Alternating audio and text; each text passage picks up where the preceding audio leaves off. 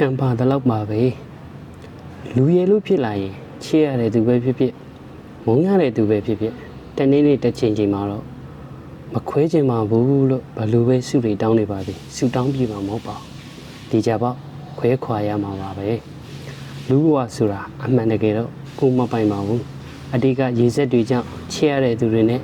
ဆုံတွေ့ခွင့်ရလို့ပျော်ရွှင်ရတဲ့အချိန်မှာထွက်ခွာသွားကြတဲ့သူတွေလည်းမရည်တွက်နိုင်အောင်ရှိနေကြတာလက်တွေ့မြင်တွေ့နေရတာပဲမဟုတ်လားဝေကြီးကြောင့်ကိုမုန်းတရားပါတယ်ဆိုတဲ့သူတွေလည်းမတွေ့ချင်းမဆုံချင်ပါဘူးလို့ဘလို့ပဲရှောင်နေပါသေးအောင်တော့ရှောင်နေလို့မရပါဘူးတကယ်တော့လူဘဝဆိုတာတခဏလေးပါပဲဒါကိုကြာကြီးထင်နေပြီးတော့မမာနာတွေထောင်လွှားနေမယ်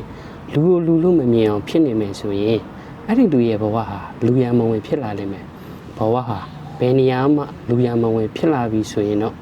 အသက်ရှင်တဲ့ဘဝတည်နေတဲ့သူနဲ့မထူးမခြားပါပဲဘယ်ရပဲဖြစ်ဖြစ်ကံပါတလောက်ပါပဲ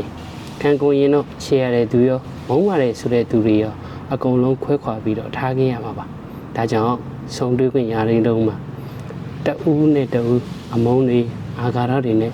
ရှင်ပြန်ပြီးတော့ရှင်တန်မနေပဲတဦးနဲ့တဦးချစ်ချစ်ခင်ခင်ကျင်ကျင်နာနာဖိမမှုတွေနဲ့ဘဝကိုဖျက်ဆီးနိုင်အောင်ကြိုးစားပါအရှင်သာဝနာရွှေကုန်း